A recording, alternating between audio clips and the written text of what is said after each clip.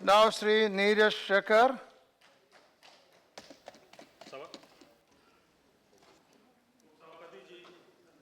मैं राष्ट्रपति जी के अभिभाषण पे बोलने के लिए खड़ा हुआ हूँ।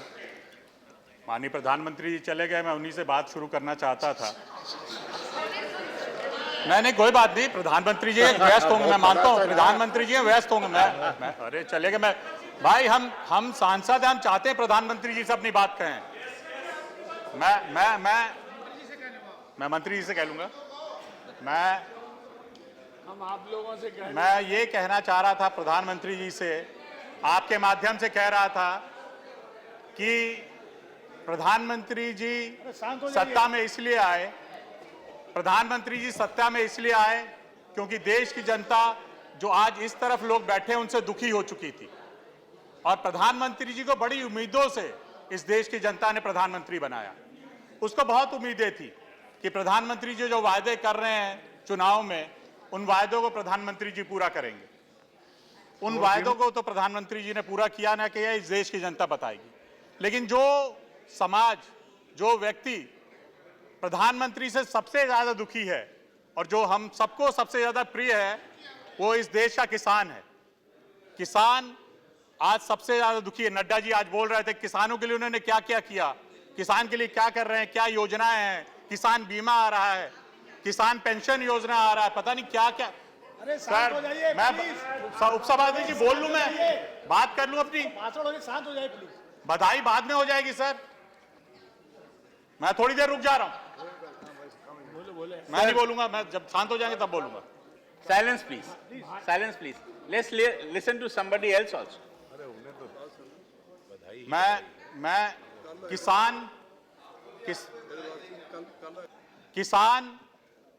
किसान की जो योजनाएं इन्होंने दी हैं इन 2 सालों में, उनकी बात कही नड्डा जी ने, लेकिन किसान कितना दुखी है इसकी बात उन्होंने नहीं कही।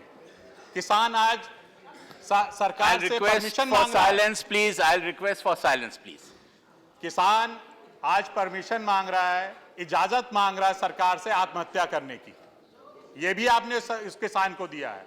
किसान आपके जवाब में, मैं अपनी बात नहीं कह रहा हूं, इस पे प्रश्न पूछा गया था कितने किसानों ने आत्महत्या करने की परमिशन दी है, उसका मंत्री जी ने, कृषि मंत्री ने जवाब दिया है। आज किसान इस हद तक पहुंच गया कि आत्महत्या करने की परमिशन मांग रहा है। किसान पिछले 2 सालों में कितनी आत्महत्या की है आपके सामने है। ये सारी बातें आपको नड्डा जी ये भी कहना चाहिए। आज राष्ट्रपति के अभिभाषण में सिर्फ अच्छाई नहीं होनी चाहिए, क्या कमियां रह गई उनको भी बताना चाहिए। मुझे ये लगता है ये भी होना चाहिए कि किसान के साथ क्या नहीं हो रहा है। किसान सिर्फ वोट का माध्यम हो गया है। पहले इस सरकार ने किया, अब ये सरकार कर रही है। मैं आपको आज कह रहा हूं सभापति जी, उपसभापति जी, कि ये आएगा 4थे साल में, ये भी कहेंगे कोई ऐसी स्कीम लेके आएंगे जिससे किसानों को कहा जाएगा कि उनका ऋण माफ किया जा रहा है 60,000 करोड़, 50,000 करोड़, और किसान उन बातों में अगर आ गया तो इनको फिर से वोट दे देगा, नहीं आया तो फिर आप इस तरफ आ जाएंगे। और शायद कोई ऐसी सरकार इस बार बने जो किसानों की बातें सुने, किसान की बात सुने, किसान की बात करे। किसानों का बस भाषण और वोट नहीं लेना है। किसान आज हत्या कर रहा है, इस बात को आज सरकार स्वीकार कर रही है कि नहीं? महाराष्ट्र में किसान आत्महत्या कर रहा है, कर्नाटक में कर रहा है, उत्तर प्रदेश में कर रहा है, बुंदेलखंड, हर जगह किसान आत्महत्या कर रहा है। और हम लोग इस किसान की क्या क्या योजनाएं ला रहे हैं हम लोग, ये सारी बातें हैं। मैं गुलाम नबी जी ने एक बात सही कही कि हम लोग को वही योजना, अब 2050 में क्या होगा ये आप तय मत करिए, 2019 तक आप क्या करेंगे उसको तय करिए। आपने कहा 2022 तक हम लोग उनकी आमदनी दुगनी कर देंगे और खाद के दाम चौगुने हो जाएं और सारी चीजें बढ़ जाएं और किसान के दाम दुगने हो जाएं। बस ये प्रधानमंत्री जी ने कहा था अपने भाषणों में, मैंने भी सुना था टीवी पे जब चुनाव में थे, कि 1.5 गुना कर देंगे हम लोग, जो लागत है उसके 1.5 गुना कर देंगे। अब सुप्रीम कोर्ट में आप लोग ने एफिडेविट डाल के कह दिया कि वो हम लोग से मुमकिन नहीं है। तो ऐसे वादे करें, और माननीय प्रधानमंत्री जी को कम से कम ऐसे वादे करने चाहिए थे जिनको वो पूरा कर सके। वो आपको पता था कि अगर आपकी सरकार बनेगी तो प्रधानमंत्री वो बनेंगे, तो प्रधानमंत्री जी को ऐसे वादे करने चाहिए थे जिनको वो पूरा कर सके। ऐसे वादे नहीं करने चाहिए कि हम लोग 15 लाख रुपए ले आएंगे जब काला धन आ जाएगा। 100 दिन के अंदर मैं करके दिखा दूंगा, जनधन योजना की आप बात करते हैं कि उसमें 22 करोड़ नए खुल गए हैं खाते। आप लोग बार बार ये बात कहते हैं 22 करोड़ खाते खुल गए, क्यों खुले आपको पता है? एक इस देश के लोग ये सोचते थे कि प्रधानमंत्री आदरणीय मोदी जी ने बोला है कि हमारे खाते में 15 लाख रुपए आएंगे। उस आशा में उसने आप लोग के खाते खुलवाए कि 15 लाख रुपए आप देंगे, और 2 साल में माननीय आपके अध्यक्ष जी बोल रहे हैं जुमला है। जुमला ही है, आपके वादे जुमले ही है, मैं मानता हूं, और इस बात को स्वीकार कर लेना चाहिए। आपके प्रधानमंत्री जी को इस बात को स्वीकार कर लेना चाहिए कि ये सिर्फ चुनावी जुमले हैं। काला धन तो वापस आ गया, सारा आ गया। आज बात हो रही थी चिदम्बरम जी का ला रहे हैं, वो भी हम देख रहे हैं भाई। हो सकता है वित्त मंत्री जी को कुछ सुराग मिले होंगे, कुछ गए होंगे। अब 2 साल बाद चिदम्बरम जी मिले तो उन्हीं का ले आइए, कुछ तो लाइए। इस देश की जनता ये तो देखे कि आप लोग कुछ तो पैसा वापस ला रहे हैं इस देश की जनता के। मैं चाहूंगा जनधन योजना विकसित और हो, 22 करोड़ नहीं 125 करोड़ खाते खुले। वो मैं चाहता हूं हर व्यक्ति का खाता हो और उस खाते में उस परिवार को 15 लाख रुपए मिले। मैं भगवान से ये प्रार्थना कर रहा हूं कि उनको ये पैसा जरूर मिले। ब्लैक मनी कितना आया? 6000 करोड़, 6000 करोड़ आया, और उससे ज्यादा मेरे ख्याल से मैंने सुना कि बाहर चला गया। HSBC का कोई घोटाला हुआ है, उससे ज्यादा बाहर चला गया। आप तो ले तो नहीं आ पाए, आप रोक भी नहीं पा रहे हैं। कम से कम उसको रोकिए। इस देश का पैसा इस देश में रहे। इस देश का काला, आपने कहा था कि हम लोग ऐसी योजना नहीं लाएंगे इस बजट में। मैं सुन रहा हूं, मैं फाइनेंशियल विजर्ड नहीं हूं, लेकिन मैं सुना है कि फिर से कोई योजना आ रही है कि आप अपना काला धन की घोषणा कर सकते हैं। जिसके पास काला धन हो, ये किसके के लिए किया गया है ये तो आप लोग बताएंगे, आपकी सरकार बताएगी। क्योंकि इस देश के 70% लोग, 75% या 90% लोग के पास काला धन नहीं है। 90% लोग कितना खाना खाते हैं, कितने का खाना खाते हैं आप लोगों को पता है, कितना उनके पास है पैसा। मैं वही कह रहा हूं, उनके लिए तो योजना है। ये योजना किसके लिए दी गई है कि काला धन आप लोग अपना सरेंडर कर सकते हैं 4 महीने के लिए? क्षमा योजना, ये किसके लिए है? मैं ये जानना चाहता हूं माननीय प्रधानमंत्री जी से। हाँ, वही मैं कह रहा हूं ना, तो कहें अमीरों के लिए ना, किसानों के लिए तो आत्महत्या करने की योजनाएं आ रही है ना। ये मैं कह रहा हूं, मैं ये नहीं कह रहा हूं कि क्या योजनाएं आ रही हैं ब्लैक मार्केट, मैं ये कह रहा हूं कि उनके लिए क्या योजनाएं आ रही हैं। वो मैं एक बात जो आज सुबह भी प्रश्न पूछा गया और मुझे बड़ी चिंता, मैं इसके लिए पिछले सत्र में भी प्रश्न मैंने पूछा था पेट्रोलियम प्रोडक्ट्स का। इसकी कोई पता नहीं अभिभाषण में है कि नहीं, मैंने ध्यान से पूरा पढ़ा था, लेकिन ये इसमें कहीं आया नहीं कि ये क्या हो रहा है पैसा। नड्डा जी ने बताया, वो सुबह मंत्री जी ने बताया कि उसका 50% हम लोग इंफ्रास्ट्रक्चर में खर्च कर रहे हैं। धर्मेंद्र जी ने बताया कि उसको इंफ्रास्ट्रक्चर में खर्च कर रहे हैं। लेकिन ये देश के लोगों से आपने वायदा किया था कि ये मार्केट से गवर्न होगा। जो विदेश में क्रूड ऑयल का होगा वो पूरा लाभ आप लोग लोगों को देंगे। यहां पे भाई इंफ्रास्ट्रक्चर के लिए पैसा और कहीं से लाइए। अगर $160 से $29 पे आ गया है बैरल, तो उसका फायदा इस देश के लोगों को मिलना चाहिए कि नहीं मिलना चाहिए? किसको मिलना चाहिए वो फायदा? क्या? और अभी हम तो मैं यही जानना चाहूंगा, वो उसको भी बताएं प्रधानमंत्री कि ये जो 51% ये जो या 60% कहा उन्होंने कि जहां खर्च हो रहा है उसको बताएं कहां खर्च हो रहा है। हम लोग भी दे देखें कौन से प्रदेश में लग रहा है, कहां लग रहा है, कौन सी सड़क में लग रहा है। इसकी घोषणा होनी चाहिए, लोगों को पता होना चाहिए। नहीं तो ये आप में आरोप आएगा कि आप लोग इनके वहां तो घोटाले हुए थे, आपके घोटाले फिर आने लगेंगे कि अभी तो 2 साल हुआ, हो सकता है आगे भगवान ना करे कि घोटाले हों इस देश में, अब कि आप लोग की तरफ से घोटाले होने लगे कि 2 लाख करोड़ का घोटाला। मैंने तो सुना कि बड़े लाखों करोड़ों रुपए इससे आ रहे हैं, इससे बच रहे हैं। वो कहां खर्च हो रहा है ये देश को बताना बहुत जरूरी है। माननीय प्रधानमंत्री जी ने कहा था, मुझे याद है अभी भी, कि डॉलर के दाम ऐसे गिर रहे हैं। Please address the chair. मैं किसी का नाम नहीं ले रहा हूं, मैं नाम ले रहा हूं सर। नहीं, एड्रेस द चेयर। मैंने नाम, अच्छा देखूं भी आपको सर? सर कभी कभी हो जाता है, आप ज्यादा उधर देख रहे थे। नहीं सर, अब मैं चलिए हाँ, मैं आपकी तरफ देख के बोलता हूं कि केशव राव जी बोल रहे हैं कि आप बहुत अट्रैक्टिव है इसलिए आपकी तरफ देखूं। नहीं, पर चेयर को देखना जरूरी हो। जी जी, मैं अच्छा भी नहीं लगूं तो भी देखना देखें, पड़ेगा। मेरी मजबूरी है। जी, मैं ये कह रहा था कि प्रधानमंत्री जी ने कहा था कि डॉलर के दाम ऐसे गिर रहे हैं जैसे प्रधानमंत्री जी, माननीय उस समय के प्रधानमंत्री आदरणीय मनमोहन सिंह जी चाहते हैं कि अपनी उम्र के बराबर। मुझे भरोसा है कि माननीय प्रधानमंत्री जी अपनी उम्र तक रोक लेंगे। उनकी उम्र 68 साल है, 68 के नीचे ही है अभी। मेरे को पूरी आशा है कि माननीय प्रधानमंत्री जी अपनी उम्र तक रोके रखेंगे कि अभी तो जिस तरह चल रहा रुपए का, मुझे नहीं लग रहा कि किसकी उम्र तक, आडवाणी जी की उम्र पे तक जाके रुकेगा कि कहाँ रुकेगा, मुझे पता नहीं चल रहा। मुझे एक और चीज नहीं अभी इस सरकार में समझ में आ रही, बार बार इसकी सरकार और वित्त मंत्री जी कहते हैं जीडीपी। मैं इनसे माननीय वित्त मंत्री जी से जानना चाहूंगा, क्योंकि हम लोग बलिया से आते हैं, हम लोग की वित्त की इतनी जानकारी नहीं है। जीडीपी मुझे अभी तक नहीं समझ में आता है, ये कैसे जीडीपी बढ़ रहा है? हमारी मैन्युफैक्चरिंग कम हो रही है, ये खुद ये सरकार कह चुकी है। हमारा एक्सपोर्ट कम हो रहा है, ये खुद सरकार मान चुकी है। तो जीडीपी कैसे बढ़ रहा है?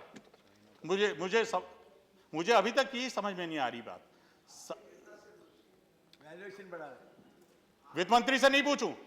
वित्त मंत्री से ये कह रहे हैं कि वित्त मंत्री से मत पूछूं, अपने नेता से पूछूं। आप उनकी बात पर मत जाइए, आप अपनी बात। मैं तो कह रहा हूं, मैं जानना चाहता हूं, माननीय वित्त मंत्री जी से जानना चाहता हूं कि ये क्यों, कैसे बढ़ रहा है, ये क्या राज है? नहीं, ये क्यों, या कुछ जीडीपी बताने का तरीका कुछ बदल गया इस सरकार के आने के बाद? क्योंकि मुझे अभी तक कोई ऐसा मानक नहीं दिखाई दे रहा है कि इस सरकार के आने के बाद वो ठीक हो गया हो। आप सब मानते हैं, इन्होंने अपने उत्तर में दिया है, कॉमर्स मिनिस्टर ने, इंडस्ट्री मिनिस्टर ने, कि हर चीज कम हो रहा है, एक्सपोर्ट कम हो रहा है, इन्होंने माना 20, 17, 18%, हर बार कम हो रहा है। तो ये जीडीपी कैसे बढ़ रहा है, ये मैं माननीय वित्त मंत्री से जानना चाहूंगा। यहां चाइना का सामान बिक रहा है, ये कहा जाता है मेक इन इंडिया, और चाइना से और चीजें मंगाई जा रही हैं, चाइना का सामान बिक रहा है। अगर आप चाहते हैं कि मेक इन इंडिया हो तो देश की वस्तुएं का इस्तेमाल करें। हम लोग तो समाजवादी लोग हमेशा ये कहते हैं कि स्वदेशी चीज का इस्तेमाल करो, स्वदेशी चीज का इस्तेमाल करो, स्वदेशी को लाओ। हम लोग ने तो माननीय मनमोहन सिंह जी की जो नीतियां था उसका विरोध किया था। हम लोग तो कहते हैं लिबरलाइजेशन होना चाहिए, ऐसा ये मतलब है कि यहाँ की इंडस्ट्रीज को बंद कर दो।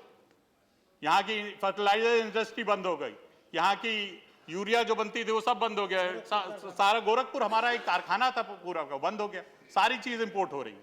हम चाहते हैं कि उनको करा जा मेक इन इंडिया। हमारे यहाँ के किसान, अभी गन्ना की बात हुई है कि गन्ना के लिए मैं स्वागत करूंगा उसका, मैं जरूर कहूंगा सरकार ने कुछ ऐसा नहीं कि सारे खराब काम किए, जैसे ये कहते हैं कि जो यूपीए सरकार ने तो पूरा बंटाधार कर दिया।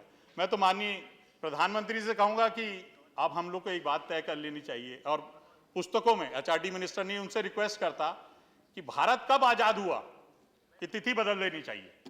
15 अगस्त 1947 को आजाद नहीं हुआ, मुझे लगता है 16 मई 2014 को आजाद हुआ। उसके बाद ही काम हो रहा है, उसके पहले कुछ काम नहीं हुआ इस देश में, कुछ प्रगति नहीं इस देश ने की, इस देश ने कुछ काम ही नहीं किया, इस देश में कुछ हुआ ही नहीं। इस देश में अब मैं तो हैरान था उस दिन जब माननीय प्रधानमंत्री जी मंगलयान का कह रहे थे। मंगलयान पहुंच गया, हमने पहुंचा दिया। भैया मंगलयान 3 साल पहले गया था, इस सरकार ने भेजा, तो यूपीए सरकार ने। ऐसा माननीय प्रधानमंत्री जी कह रहे थे कि 16 मई को भेजा गया और जुलाई में वो भाषण दे रहे थे, मंगलयान मंगल ग्रह पे उतर गया। ये भाई जो उपलब्धियां इनकी हैं उनको मानिए, और हमेशा विरोध की भाषा मत बोलिए। हमेशा ये कि इन्होंने कुछ नहीं किया, इन्होंने करप्शन की, इस सरकार ने भी किया। अभी नड्डा जी कह रहे थे कि आसियान, G20, G8, ये आप पहुंचे हैं तो इस सदन में बैठे हुए हैं, आप लोग कभी इनकी तारीफ नहीं करते। मैं करता हूं कि माननीय मनमोहन सिंह जी की वजह से आप यहां पहुंचे हैं, और वहां तक पहुंच के हम भी विदेश जाते थे, जब मनमोहन सिंह जी के पहले हम भी विदेश जाते थे, और क्या हमारे देश के लोग विदेशों में क्या बातें करते थे हमने भी देखा है। माननीय मनमोहन सिंह जी ने इस देश की प्रतिष्ठा को बढ़ाया है, आज उस व्यक्ति को भी आप लोग नहीं छोड़ते। ये मैं कहना चाहता हूं, हमेशा द्वेष की बात मत करिए, हमेशा लड़ाई की बात मत करिए। हम सब लोग कितने राष्ट्रवादी हैं ये हम लोग आपसे नहीं जानना चाहते। हम कितने राष्ट्रवादी हैं हम सब जानते हैं। माननीय प्रधानमंत्री जी कहते हैं मैं सबसे बड़ा राष्ट्रवादी हूं, तब तक एक सीएम बोल देते हैं कि मैं उनसे भी बड़ा समाजवादी राष्ट्रवादी हूं, तब तक एक नेता बोलते हैं कि मेरे दिल में ही तिरंगा बसता है। मैं ये कह रहा हूं कि असली राष्ट्रवादी वो है जो जैसलमेर के रेगिस्तान में इस देश की रक्षा कर रहा है। असली राष्ट्रवादी वो है जो सियाचिन पे बैठा हुआ इस देश की रक्षा कर रहा है। एक दिन आप जाके वहां रह सकते हैं, प्रधानमंत्री जी रह सकते हैं, और जितने लोग हम लोग यहां खड़े हैं, एक दिन हम लोग जैसलमेर गए, आप एक व्यक्ति वहां जाके रह सकता है? बस हाँ रहेंगे, बस वही बोलेंगे। आप लोग तो यही बोलेंगे। राष्ट्रवाद यहां बोलने से नहीं होगा, करके दिखाने से होगा कि राष्ट्रवाद क्या होता है। सही कह रहे थे आदरणीय गुलाम नबी जी कि आप जब अपने सत्ता में, जब विपक्ष में रहेंगे तो गर्दन काटने की बात करेंगे, और माननीय मंत्रियों को भी भाषा पे अपने नियंत्रण होना चाहिए। उपसभापति जी, मैं वही कहना चाह रहा हूं। आप उनकी बात पे मत जाइए। आप तो मैं बात कर रहा हूं। Madam, I will request no comments. I will request no comments please. मैं यही कह रहा हूं। मैं माननीय प्रधानमंत्री जी, जब मैं उनका बार बार देखता हूं, और फेसबुक पे और ट्विटर पे बहुत चलता है वो, कि बिरयानी नहीं खानी चाहिए, जो बोला ने बोले, हम लोगों को बिरयानी नहीं खानी चाहिए, उनकी भाषा में जवाब देना चाहिए। आप अफगानिस्तान से लाहौर चले गए क्या करने? और जब मनमोहन सिंह जी कहते थे, मुझे आज भी याद है, हम लोग दूसरे सदन में थे, जब बोलते थे कि हम लोगों को वार्ता करनी चाहिए, तो आप लोग कहते थे कैसे वार्ता कर लेंगे आप वहां के राष्ट्रपति को कैसे आप न्यूयॉर्क में मिल लेंगे? तब आप लोग हर चीज तय करते थे। अब आप जो कर सकते हैं, आप पाकिस्तान जाके मिल सकते हैं, उसके बाद घटनाएं हो तब भी आप जो कहेंगे वार्ता करनी होनी चाहिए। एनएसए, मुझे तो लगता है प्रधानमंत्री से बड़े इस देश के एनएसए हैं। वही तय करते हैं कि इस देश की विदेश नीति क्या होनी चाहिए, और विशेषकर पाकिस्तान से क्या नीति होनी चाहिए। इस देश की, पाकिस्तान की नीति और लोग भी आपसे बेहतर जानते हैं, इनसे भी बात करिए। पाकिस्तान की बात आप बिल्कुल अपने कोटरी में नहीं कर सकते। लोगों, विपक्ष से भी बात करिए। पाकिस्तान, हम तो हमेशा कहते थे कि पाकिस्तान से समझौता होना चाहिए, उनसे बात करनी चाहिए। अगर पड़ोसी हम लोग का साथ चलेगा तो इस देश में सियाचिन में कितना पैसा खर्च, इस देश में टेररिज्म को रोकने के लिए कितना पैसा खर्च हो रहा। अगर हम लोग तो शुरू से कहते आ रहे हैं कि इसलिए हम लोग को साथ मिलकर चलना चाहिए, ये बात तो कहीं इस भाषण में है नहीं। कैसे हम लोग साथ आगे चलेंगे? बस वहां जाकर लाहौर में केक खाने से तो समझौता हो नहीं जाएगा। इसलिए हम कह रहे हैं कि ये तय होना चाहिए कि कैसे आगे बढ़ेंगे, और उसके लिए सबके साथ मिलिए। राष्ट्रवाद अब आज नया टॉपिक है, और मेरे को हैरानी है कि ये बात इस भाषण में नहीं आई। क्यों नहीं आई भाई? राष्ट्रवाद अगर आप तय करेंगे तो आपको बताना चाहिए कैसे होना चाहिए राष्ट्रवाद। सब लोग राष्ट्रवादी हैं, हम लोग भी तो हैं। हम लोग इस देश का बुरा चाहते हैं कि बस भाजपा और जो आरएसएस और बजरंग दल और वीएचपी यही राष्ट्रवाद है? जो लोग एक समय ये नहीं कहना चाहते थे कि माइनॉरिटी की जो आज समस्या हैं, आप लोग कहते हैं, अभी माननीय मंत्री भी बोल देते हैं, और जो वहाँ चले जाओ, पाकिस्तान चले जाएंगे तो कौन रामजादे हैं और कौन क्या हैं, ये सब आपके मंत्री बोल लेते हैं। किसके सर काट देने चाहिए, किसके पैर काट देने चाहिए, किसकी गर्दनें उड़ा देनी चाहिए, ये माननीय मंत्री तय करेंगे कि कौन कैसे बात चलेगी। मैं चाहता हूं कि इस पे भी एक बात होनी चाहिए, इस पे भी बहस होनी चाहिए कि राष्ट्रवाद कैसे होता है। मैं माननीय प्रधानमंत्री जी से जो उनका भाषण था कि राष्ट्रपति जी का जो भाषण था, क्योंकि प्रधानमंत्री जी से पूछने में हम लोग को ये लगता है कि उसी की बात करें। सबका साथ सबका विकास, किसका विकास हुआ है इन 21-22 महीनों में आप सब लोग के सामने? क्या जो उन्होंने कहा था रोजगार देंगे, रोजगार दिया इन लोगों ने? स्किल डेवलपमेंट की बात करते हैं माननीय, ये मेरा भी था कि स्किल डेवलपमेंट तो पहले से चल रहा है। माननीय मनमोहन सिंह जी ने पहले 30,000 करोड़ रुपए दिया था उसके लिए, जहां तक मुझे याद है। अगर मैं गलत हो तो मुझे सुधारिएगा। आपके यहां तो अभी इस बार कितना 1700 करोड़ दिया गया है बस। जो ये क्या मतलब 30,000 करोड़ एक व्यक्ति दे रहा तो उसने कुछ नहीं किया, आप 1700 करोड़ दे रहे हैं तो आपने बड़ा अच्छा काम किया। तो मैं ये कह रहा हूँ इस चीज़ को आप लोग मान लें, और ख़ास तौर की सब लोग चले गए हैं, मैं ये कहना चाहता हूँ भाजपा के लोगों से और एनडीए के लोगों से कि जो योजनाएं आप गिनाते हैं वो पहले से चल रही हैं, उनका नाम बदलने से योजनाएं खत्म नहीं हो जाएंगी। योजनाएं पहले से चल रही हैं। एक योजना अभी भी आप उसको पैसा दे रहे हैं मनरेगा की, हम लोग भी उसके विरोधी थे, लेकिन आज हम देख रहे हैं कि मनरेगा की योजना अच्छी योजना थी। पहले दिन मैं आश्चर्य है मुझे इस बात का, जिस तरह प्रधानमंत्री जी बखान कर रहे थे उस योजना का पहली बार, कि मैं ये योजना इसलिए रखना चाहता हूं कि मैं आपको दिखाना चाहता हूं कि कितनी खराब योजना है। आज उस पर पैसा बढ़ा के दिया जा रहा है, क्यों? लोगों को भिखारी बना दिया, गड्ढा खोदने के लिए है, और उस पर 38,000 करोड़ या 40,000 करोड़ कितना, और कह रहे हैं अगर और पैसा चाहिए को तो। अगर इतनी खराब योजना है तो उसको बंद करिए। अगर इस देश का पैसा बर्बाद हो रहा है तो इसके जिम्मेदार प्रधानमंत्री और वित्त मंत्री। अगर बर्बाद हो रहा है तो उसको बंद करिए, उस योजना को बंद करिए, कोई नई योजना लाइए जिससे भी इस देश का विकास हो। आप मेक इन इंडिया का नड्डा जी बोल रहे थे कि मैं उसीलिए हैरान रह गया, make in India 15 lakh crore की इन्वेस्टमेंट हो गई है। मैंने कहा ये कब हुआ भाई? ये तो बहुत बड़ी उपलब्धि है। 15 लाख करोड़ का अगर मैं करूं तो 220 बिलियन डॉलर उसके करीब हो गया, 220 बिलियन डॉलर। ये कब आया? 21 महीने में कब हुआ? मेरे को पता ही नहीं। इसीलिए मैंने बीच में टोका, मैं नहीं टोकना चाहता था नड्डा जी। मैं ये अभी लोगों ने कमिट किया है। कमिट तो आपको पता है कमिटमेंट का क्या होता है। जब चीन के राष्ट्रपति यहां आ रहे थे, उन्होंने कहा था कि मैं 100 बिलियन इन्वेस्ट करूंगा हिंदुस्तान में, और यहां से अब आए उन्होंने 20 बिलियन पे आ गए। और अभी तक कितना हुआ है मनसुख जी, आपको पता होगा कितना इन्वेस्ट किया अभी तक उन्होंने। मैं यही कह रहा हूं, कितना इन्वेस्ट किया, अंत में कितना आता है ये आप सब लोगों को पता है। ये इसीलिए मैं ये बात कहना चाहता हूं कि आंकड़ों पे मत जाइए, इस देश की वास्तविकता क्या है उस पे जाइए, क्या हो रहा है इस देश में उस पे जाइए। इन 21 महीनों में भाईचारा आपस में कैसे लोगों से और मिलके चला जाए। मैं ये सोचता था जब माननीय मोदी जी प्रधानमंत्री बने थे कि ये जरूर बदलेंगे, जो एक ढर्रे पे ये लोग चलते थे उसको जरूर ये बदलेंगे, कि वो नहीं कि सब समाज के हर वर्ग को लेके चलेंगे, चाहे हिंदू हो, चाहे मुस्लिम हो, चाहे सिख हो, चाहे ईसाई हो, सबको लेके चलेंगे मोदी जी। और ये विश्वास इस देश की सारी जनता को था, एक एक व्यक्ति को था। मुझे आज भी याद है, मेरी पत्नी मुझसे कहती हैं कि मेरे लिए कैंपेन कर रही थी और मंदिर में गई, हनुमान जी के मंदिर में प्रार्थना कर रही थी, उनके पीछे एक व्यक्ति खड़ा था। वो आया, हनुमान जी को हाथ जोड़ के कहा, वो पहचानता था कि कौन ये महिला है, कहता है भगवान इस बार मोदी जी को लाना।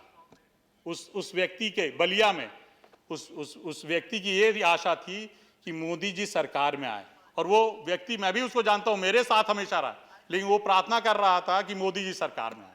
इतना विश्वास के साथ इस जनता ने आपको चुना है, इसका ध्यान रखिए आप। उसका ध्यान आप लोगों को बिल्कुल नहीं है। आज वही जनता आप कह रही है कि अब 2019 का इंतजार कर रही है।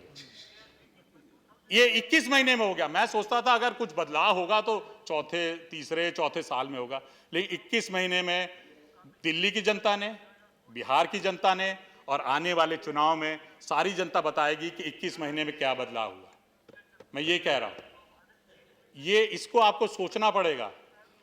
अभी आप हंस रहे हैं, लेकिन जब असम के रिजल्ट आएंगे, तमिलनाडु के रिजल्ट आएंगे, तब पता आपको चलेगा केरला के रिजल्ट, उत्तर के प्रदेश के बाद आप लोग निश्चिंत हो जाएंगे। इसलिए मैं आप लोग से यही आशा करता हूं। मैं आशा करता हूं, लेकिन मैं जानता हूं, क्योंकि मैं 21 महीने में आपने विश्वास, न केवल मेरा, पूरे देश का, हो सकता है दुनिया में, जहां प्रधानमंत्री जी जा रहे हैं, बड़े बड़े भाषण दे रहे हैं कि अब देश की इतनी तारीफ कर रहे हैं, वहां जाकर भाषणों में, मेरे को कभी ये माननीय प्रधानमंत्री से आशा नहीं थी कि अगर कुछ भी अपने देश में हो रहा है तो अपने देश की बात है। आप अमेरिका में जाकर भारत की बात कर रहे हो, भारत क्या हो रहा है, करप्ट है, और मैं आया हूं तो बिल्कुल भारत को मैंने स्वच्छ कर दिया है, स्वच्छ भारत चल रहा है, वहां पर योगा चल रहा है, और उसके पहले तो यहां कुछ होता ही नहीं था। ये किसी प्रधानमंत्री को कहना चाहिए? आप इस देश की छवि खराब कर रहे हैं।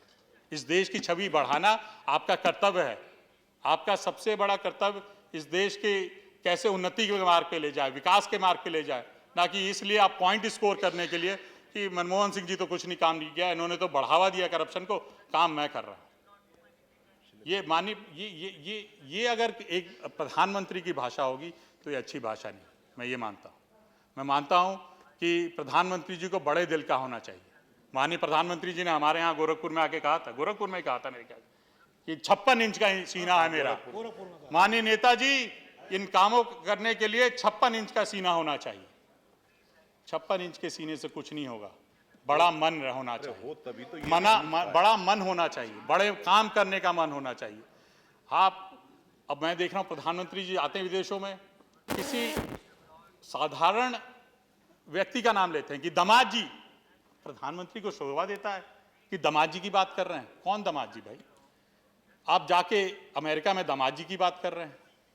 आप यहां आके लड़िए, अगर कुछ करना है तो करिए जी। कितने देर नहीं, मेरा 43 मिनट समय। आप बोलना है कितना? जी, आप मेरे को नहीं, मैंने कहा कोई बात हो गई है, अभी तो 26 ही मिनट हुए हैं। हमारे एक और सदस्य को मैं अपने समय का अंदर सब खत्म कर दूंगा। बिल्कुल, मेरे को ज्यादा नहीं बोल। नहीं, मैं भी नहीं कह रहा हूँ जी, मैं आप कुछ बोले इसलिए मुझे लगा सर, सॉरी। मैं वही कह रहा हूं कि ऐसी भाषण होंगे। प्रधानमंत्री जी इतनी बड़ी छवि के व्यक्ति हैं, इसलिए मन बड़ा करिए। हम लोग ने तो बड़ों से सीखा है कि जैसे व्यक्ति बड़ा होता है वो और झुकता है, वो और विनम्र होता है। जैसे कहते हैं फलदार वृक्ष हमेशा विनम्र होता है और झुकता है। हमारे प्रधानमंत्री जी और हमारे कई कैबिनेट मंत्री तो और करते जा रहे हैं कि हम तुमको देख लेंगे, तुमने मुझे पत्र लिखा। अरे विनम्र होइए, शांति से बात करिए। आप बड़े कुर्सी पे बैठे हैं, हम लोग आपकी बात सुनने के लिए यहाँ हैं। आप कहेंगे हम लोग, और पत्र लिखना और ये काम करना तो एक सांसद का फर्ज है। हम लोग लिखेंगे, काम होगा तो हम करेंगे। मैं यही बातें आपके माध्यम से सरकार को कहना चाहता हूँ। सरकार इन 21 महीनों, और मैं ये उपसभापति जी अब आपके माध्यम से कहना चाहता हूँ, सरकार तक पहुँचाना चाहता हूँ कि इस देश में आज जो हो रहा है, मेरे पास जो माइनॉरिटी है इस देश की, जो लोग आज डरे हुए हैं, मैं सोचता था कि प्रधानमंत्री जी इसके बारे में कुछ करेंगे। आज समाचार पत्रों में निकल रहा है कि अगर वो एक मारते हैं तो हम 10 मारेंगे। और ये किस लिए हो रहा है? इस देश का एक एक नागरिक जानता है, और विशेषकर जो उस तरफ लोग बैठे हैं सब लोग जानते हैं कि उत्तर प्रदेश में क्यों हो रहा है कि अगर वो एक मारते हैं तो 10 मार। ये क्यों बोला जा रहा है? इस सरकार के लोग क्यों ऐसा बोल रहे हैं? ये चाहते हैं कि इस देश में दंगा हो। ये चुनाव के लिए, वोट के लिए राजनीति ना करें। इस देश में भड़काऊ भाषण दे के भाई भाई को ना लड़ाएं। मैं ये चाहता हूं। मैं इसीलिए कह रहा था कि इस पे अगर माने भाषण, तो ये सब चीजें होनी चाहिए कि क्या हो रहा है इस देश में। आज जगह जगह लोग इसलिए उत्तेजित हैं कि हमारा कल कैसा होगा। अगर कोई बोल देता है तो उसमें उस व्यक्ति के तो ऐसा उत्पीड़न हो रहा है फेसबुक पे और इस पे कि वो आदमी तो सच में सोच रहा कि मैं छोड़ के भाग जाऊं। एक किसी फिल्म अभिनेता ने बोल दिया कि उसकी पत्नी ने बोल दिया कि मुझे डर लग रहा है, अब बोल दिया तो बोल दिया।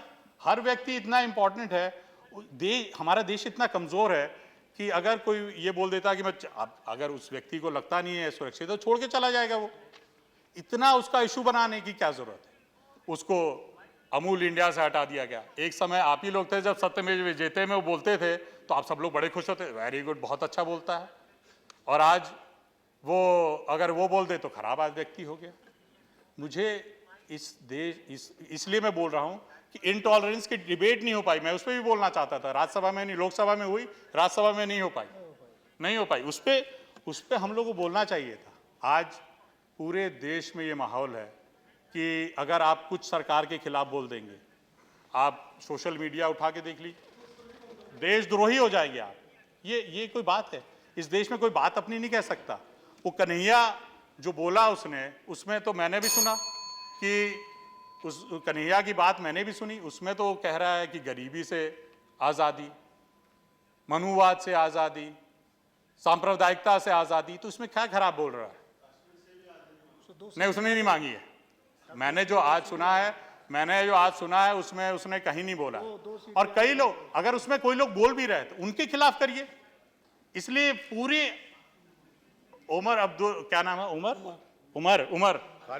खालिद उमर, अगर दोषी पाया जाता है उसके खिलाफ करिए। उसके लिए पूरी जमात को आप दोषी बना देंगे। सोशल मीडिया पूरे संस्थान और पूरे देश में लोगों को बनाया जा रहा है, इसलिए बना देंगे आप। इस देश के वो जो माइनॉरिटी में लोग रह रहे हैं, इस देश के 25-30 करोड़ लोग, वो इस देश के वासी नहीं है क्या? Thank you. नहीं, क्यों सर? अभी तो 13 मिनट हैं। इनको भी टाइम, मैं टाइम दूंगा आप उसकी सर। मैं बिल्कुल, आप अगर टाइम कम हो तो जितना टाइम होगा उतना ही बोलेंगे। मैं 10 मिनट तो देंगे इनको भी। सर अगर मैं अब सर यही मैं अगर पार्टी का टाइम अगर मैं पूरा बोल जाता हूं तो ये नहीं बोलेंगे, यही होता है। तो ये समय देखिएगा सर। मैं अगर आप कह रहे हैं तो मैं आपकी बात मान लेता हूं। मुझे पता है कि कई लोगों को परेशानी हो रही है मेरे भाषण से, लेकिन चेयरमैन साहब, मुझे आशा है कि आपको वहां बैठकर मेरे भाषण से कोई आपत्ति नहीं होनी चाहिए। मुझे पूरा भरोसा है इस बात का कि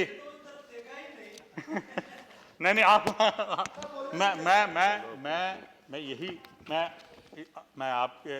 मैं हमारे सीनियर कोलीग हैं, मैं भी चाहता हूं कि ये बोले।